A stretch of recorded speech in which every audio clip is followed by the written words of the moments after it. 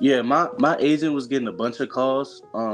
Me personally, I got a call from the Chiefs and the 49ers. Those were pretty much my two top situations. So just perennial Super Bowl contenders, no big deal. Yeah, yeah. Uh, those were the two teams that really reached out to me. Yeah. Both said neither of them took a linebacker, um, and they were really interested in me. And I talked to my agent, and we felt that Kansas City was the best option. Might have Yeah. had something to do with the taxes too.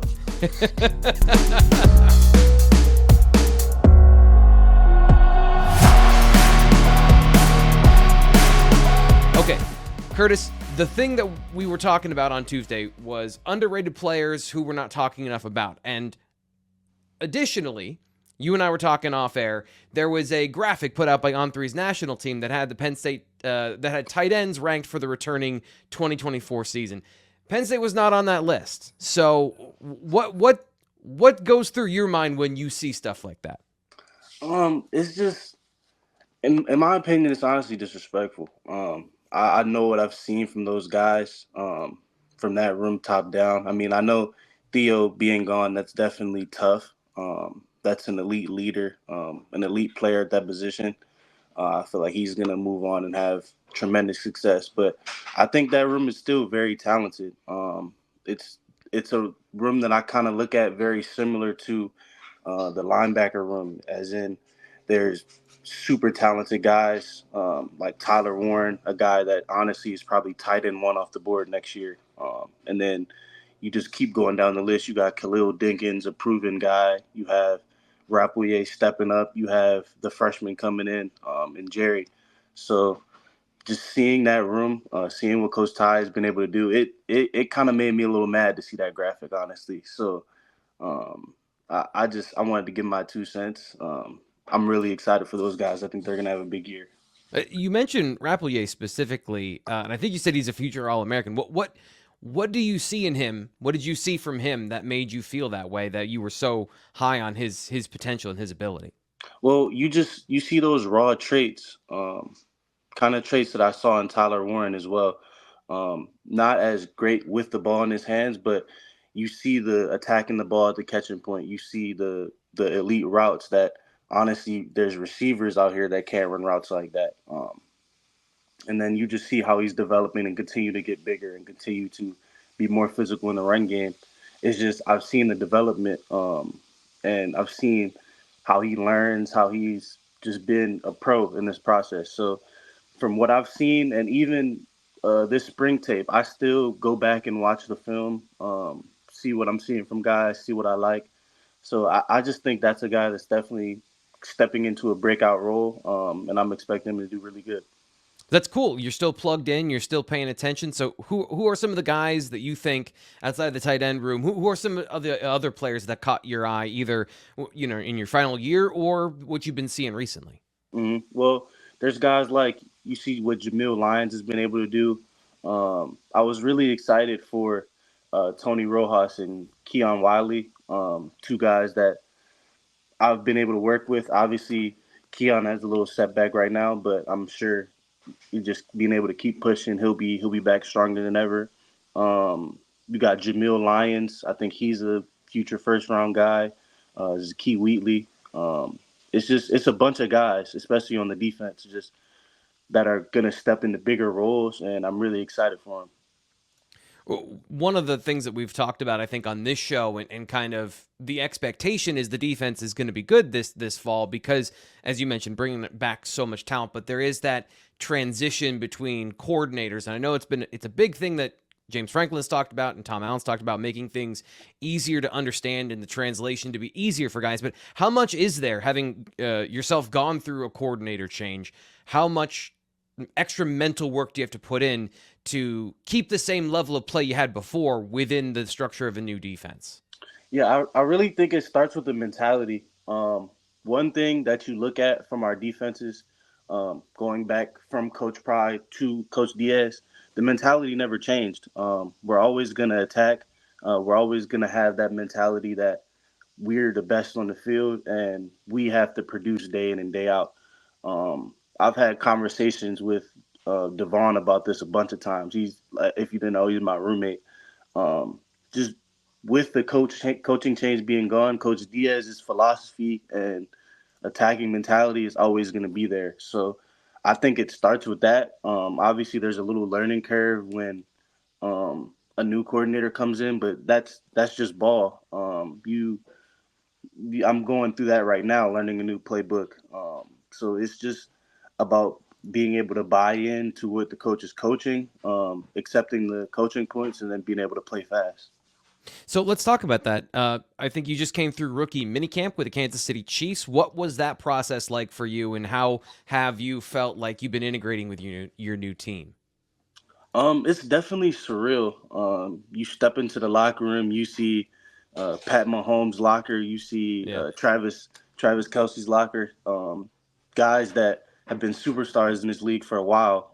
Granted, I haven't been able to talk to those guys yet with the rookie minicamp, just being the rookies and stuff. But it comes really fast. The coaches really dump the playbook on you.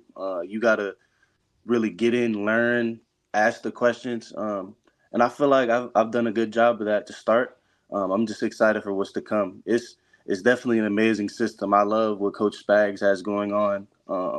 Just really allowing us to match, get in our zones, and just play Mm-hmm. ball, play fast. I feel like he had told me just as long as you're getting better and developing, that's how people make it in this league. And it's just been great picking up those nuggets and being able to develop.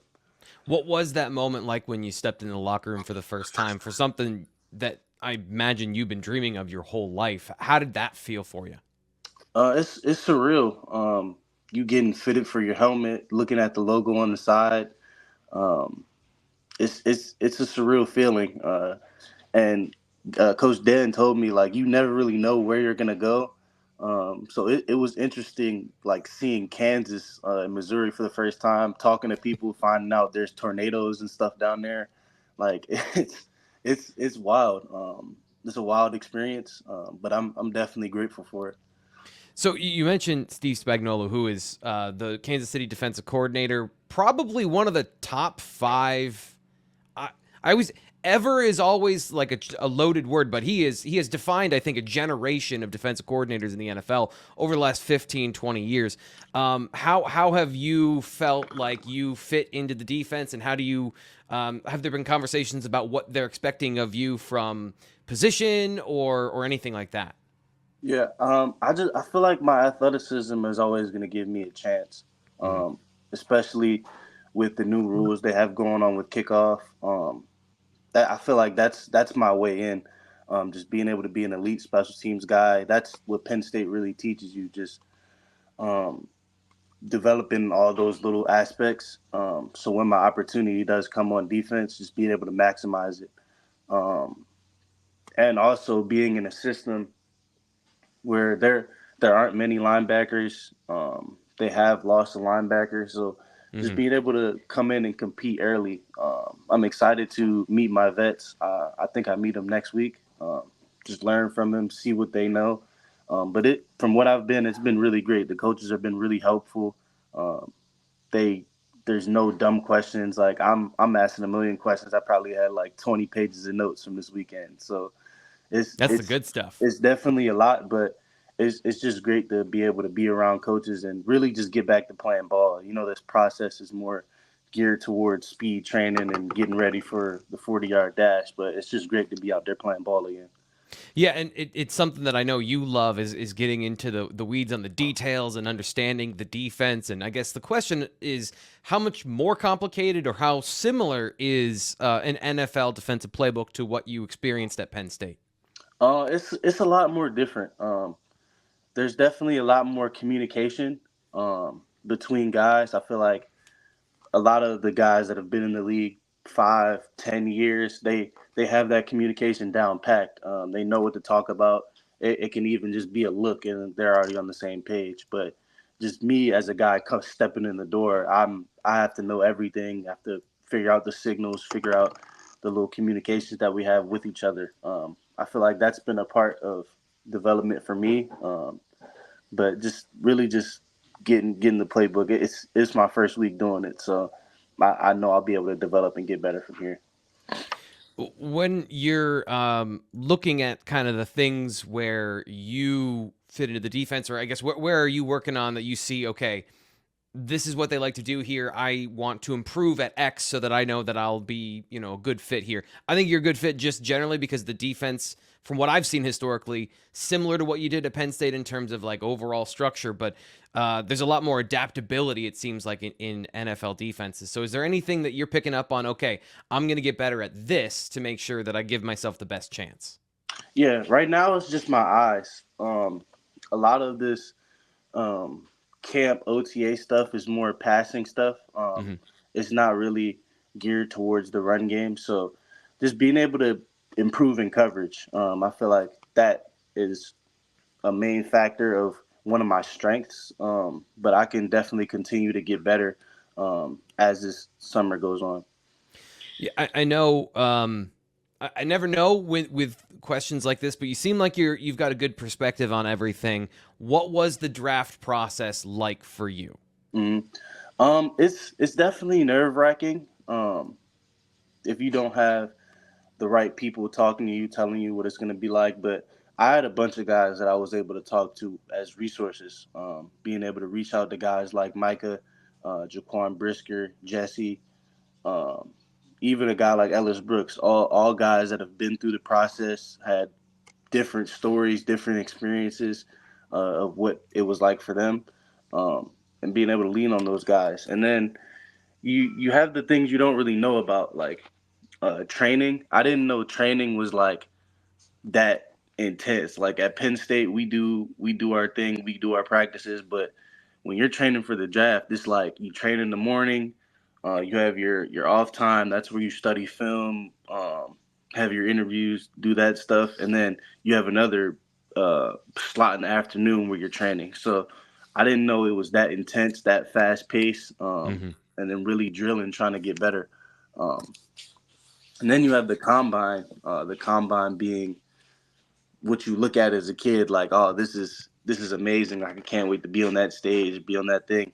But like you don't know that it's geared to mentally stress you out that whole week. So the guys that perform on the day of, they're top tier athletes because they take care of their body. They're able to do all these things, even though they're having meetings with coaches from like 8 to 1 in the morning, you know, Yeah, all yeah. day. I don't think people realize that the combine starts before the on-field stuff, where you're Yeah, going like through meetings and that. I didn't interviews and know stuff how like that. insane it was. Like you got guys that are in the hospital for 4 hours on a time getting their MRIs and stuff. You have Yeah. guys that have 6 or 7 interviews, informal interviews in front of coaches, and then after that, you still have to do your routine and get to a hotel room with your trainer doing stuff. So it's definitely a grind, but I'm grateful for the experience.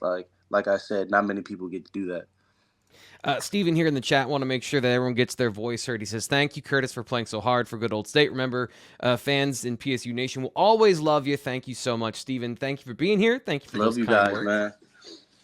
man. The draft day experience. What did you do? Where were you?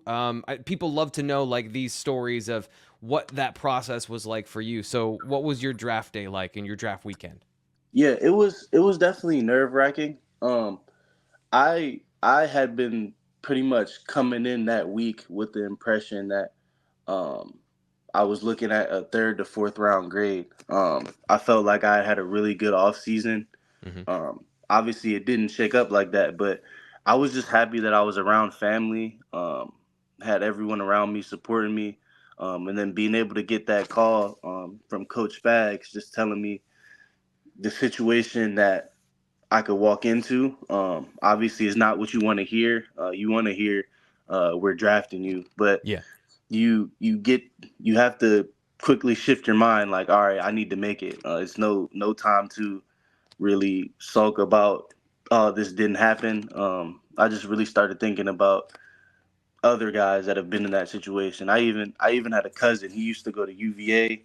He went undrafted to the Carolina Panthers. So guys like him calling me, guys like PJ calling me, guys that have been through that situation. So I didn't really have a chance to really get mad or get sad about it. It was just time to go. You know what I mean? When did they reach out to you? How does that work for guys who are going to be? Because it seemed like you were priority Yeah. UDFA, where you were snapped up pretty quickly by the Chiefs. So how's that timeline work with the 7th round and then the close of that, and then I'm assuming your agent is talking to people throughout. Then how did that work for you in terms of that process? Yeah, my agent was getting a bunch of calls. But I had just gotten a couple calls. I believe I got a call from me personally. I got a call from the Chiefs and the 49ers.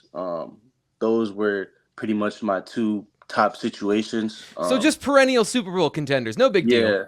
Yeah, yeah. Uh, those were the two teams that really reached out to me. Yeah. Both said neither of them took a linebacker, um, and they were really interested in me. And I talked to my agent, and we felt that Kansas City was the best option. Might have Yeah. had something to do with the taxes too. That's fantastic. That's thinking on multiple levels there for sure. Yeah, they definitely drill that into you, and I feel like the NFLPA does a great job throughout the process with seminars at the East West Shrine Bowl, seminars at the Combine, just really informing us on what we're really getting into, and how to be responsible with your money when you get into it.